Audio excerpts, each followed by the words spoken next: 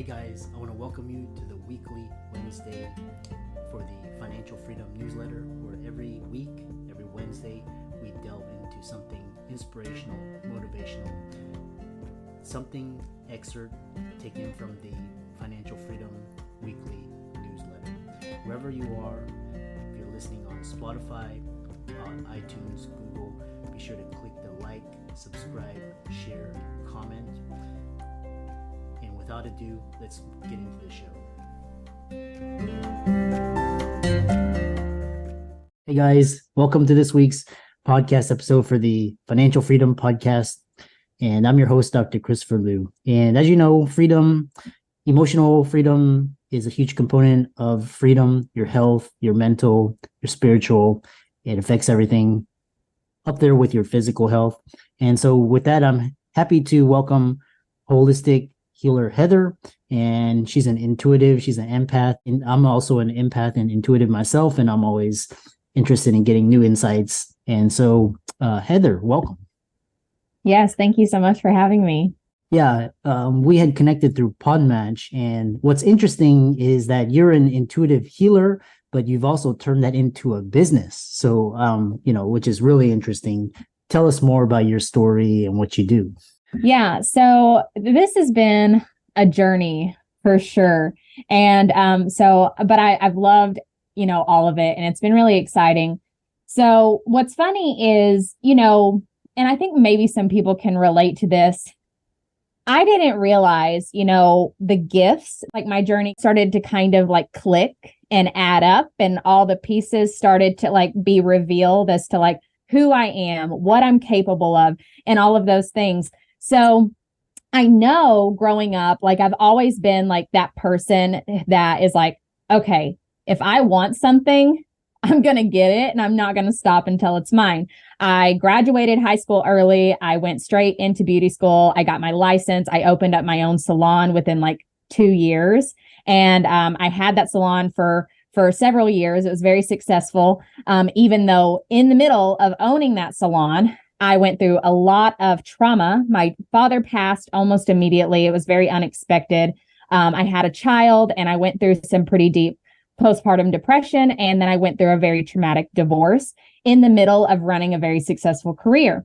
Well, even though my career was very successful as a salon owner, all of that trauma kind of sparked something. I kind of was beginning to shut down personally. Even though I was really good at doing hair, I had a lot of clients, I had a lot of following, and everybody, enjoyed the work that I did. I wasn't enjoying my life. I wasn't enjoying the work that I was doing. I wasn't enjoying where I was. And so I was like, I've got to fix things. And I kind of shut everybody out. I mean, I kept going to work, but I shut all like my personal friends out. I was single. I decided to just kind of be there. It was just me and my daughter. And that's when I kind of landed into the realm of meditation and self-help and personal development. And it clicked. It was one of those things. It's like, as soon as like the very first meditation that I ever tried, it was like this out of this world experience for me. And it was something that I almost immediately kind of became addicted to. And every day I started going to work, and I was not getting any work done. I would it takes a long time to do hair. And so I would be with these clients even longer because I couldn't focus on doing their hair. I just wanted to tell them about meditation and how I was healing, because these clients were not only there like getting their hair done, but they had seen like me go through the loss of my father, my child, the birth of my child, and my divorce. And so they had realized like I'd been through all this stuff. They had seen me at my worst. And then they start hearing me talk about all these like really, not surface level things, like these really deep 5D experiences about the spiritual realm and all these just things that they were just not comprehending. They were like looking at me like deer in a headlight. And I just knew within a couple of months, I made a decision to close down my salon, even though I had no idea what I was going to do. And, I set up some things, so like I paid off all my debt, and I set up some things to where I could, afford to just not work. It was really awesome. I was only 23, and I didn't even know that was like a possibility for me, but I just decided on it and I made it happen, and I took instant action. And then once I did, I created a lot of space. And when I came home and I just dove all into my healing and decided like, this is what I was going to do. I don't know how I'm going to do it, but this is what I'm going to do. And I just made that decision.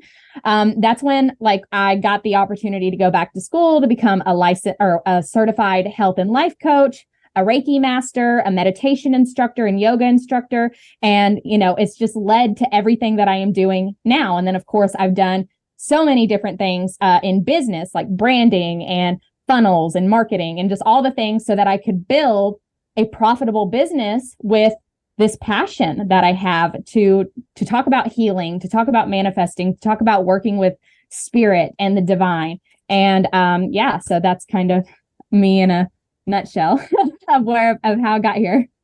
Yeah, really interesting. And so, one thing I get quite frequently is this idea between intuitive empathy and psychic abilities. And for the audience is mostly physicians, so this may be a little bit woo-woo, but meditation what's interesting is that so when you created, you did the same thing I did in 2008, which is basically jump out of a plane and yeah. And so was this like a insight? Was it a nudge, a feeling? Was it a vision? How do you basically manifested what you did. So tell us about that.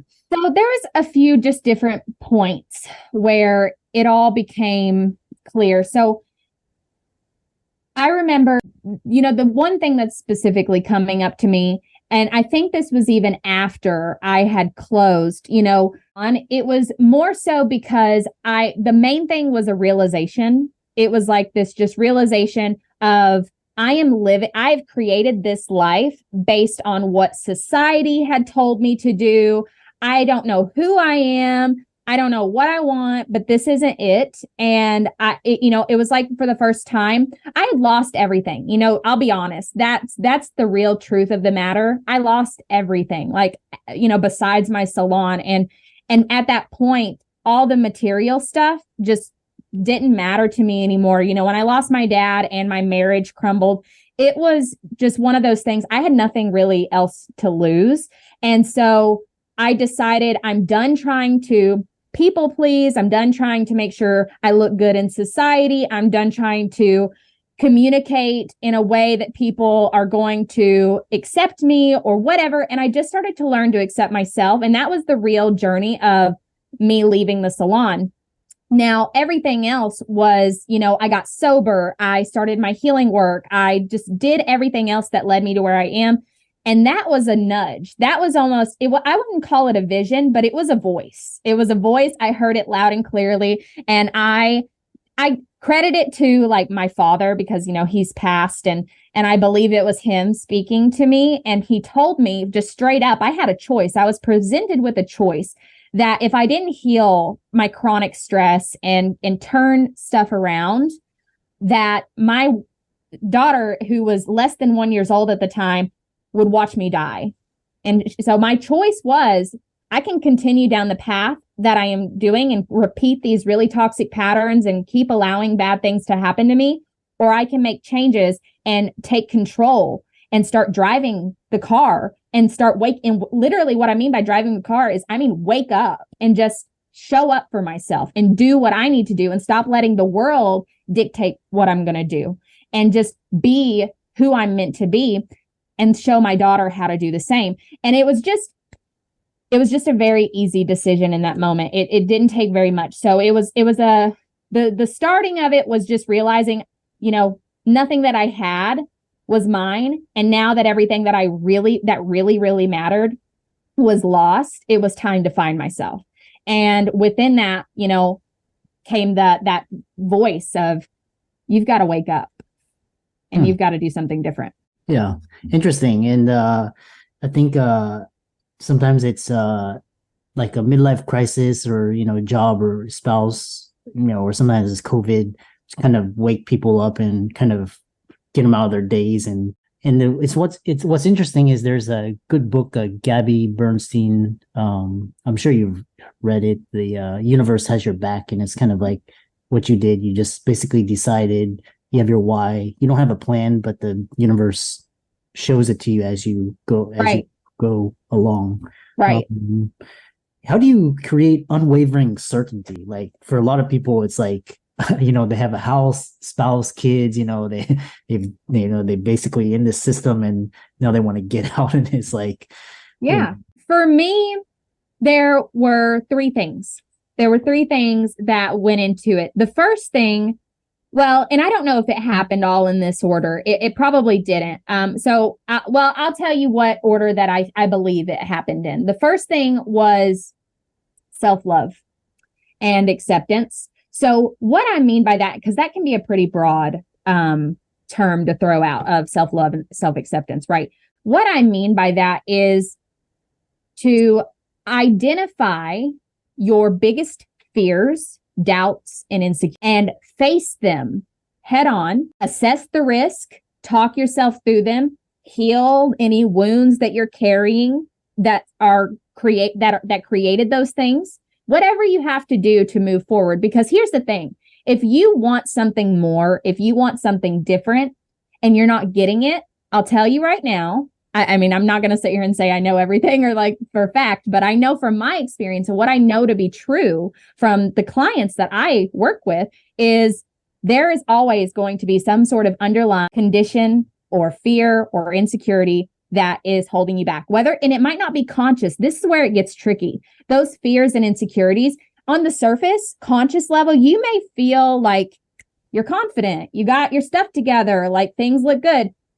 But if you really dig into who you are, if you're really honest, what scares the shit out of you, excuse my language, but what scares you the most about getting out, about creating a different way of life. Now, the next thing is like I said, the order that this comes in may be different for everybody, but the next thing is to have clarity around like, what do you believe your purpose is, right? And I believe we can have multiple purposes, right? And I believe like purposes can shift throughout life, right? So what do you believe your purpose is? What are your skills? What are your passions? What do you think you want to be doing with your time? How do you believe you want to serve others, right? Having clarity on how you want to show up.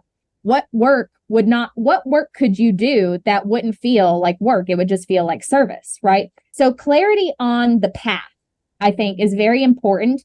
Because another thing too is you're not going to jump. And now see, and that's why I say it can differ for different people, is because I didn't really have a lot of clarity on my path. I just knew that I needed to do something different. And so the final thing, so we've got one, embracing the insecurities and fears and doing what you have to do to work through them. You've got to, I actually saw a picture and I love it. I absolutely love it. I live by it. It is said that a tree cannot grow to heaven until its roots grow down to hell. And I love that. It hits so hard for me because it's exactly what I had to do. I had to go to the pits of hell within myself, right? Like I had to go shine my light on all my inner demons. I had to go into the most uncomfortable parts of myself to get to where I am today. And now the first thing that happened for me, and this is the third thing that I want to mention, is having a connection to a higher power. And I know this might sound cliche, but I don't care if it's your higher self, the universe, God, source, creator. I don't care. As long as you know it's something greater than you. And because I'll tell you guys right now, like I was an atheist for the longest time. And until my dad died, I had no care to figure out what was beyond this 3D material realm of this physical earth. I had no desire. But when my dad died, it kind of set me up for where I am, because it actually started to make me explore spirits and the spiritual realm. And so I had been like this atheist, right? But then I had also had these like side beliefs of like, oh, well, I believe in spirits or I believe in whatever. And I knew my dad wasn't gone and I had to find him. And that took me down the road of learning about chakras and learning about meditation and learning about how to connect to the astral planes and things like this. So these were very up my alley. So to me, finding my higher self, finding my inner, my third eye, awakening my third eye, connecting to those chakras. And again, I know some of this might be a little woo-woo for your audience, but I still think we're meant. I'm here for a reason. I'm meant to be here in their ears for some reason. So connecting to those chakras, connecting to something beyond you it can carry you the distance. Right. So that actually, all three of those things I had to do to make the leap, but they all three evolved as I made the leap as well, if that makes sense. So those three things, I had to have at least a little bit of clarity. I had to have a connection to something greater than me. And I had to embrace my fears and insecurities and doubts to move forward every time. And that's the case every time I want to evolve, every time I want to make more money, every time I want new clients, every time I want anything, anytime I want to do anything, that is the case. I have to do those three things to move to the next level. It doesn't really matter what I do. Yeah. Interesting. Yeah. Very interesting conversation. How can people contact you, follow you, reach out to you? So the best way to contact me is going to be connecting with me on my Facebook page. So it's just facebook.com/holistic healer Heather. And then I also have a YouTube channel. The channel is called Holistic Healer Heather as well. And I'm sure I can share my links with you so that you can share them in the description box. But those are going to be the best ways to get into my bubble and get a hold of my free resources and my weekly video content where I go deep into all these topics, particularly those three topics that I just shared. Excellent. And for all the audience out there, let's thank Heather for coming on to the show, and all of the resources will be in the links and show notes. And with that, thanks so much for coming on to the podcast. Thanks for having me.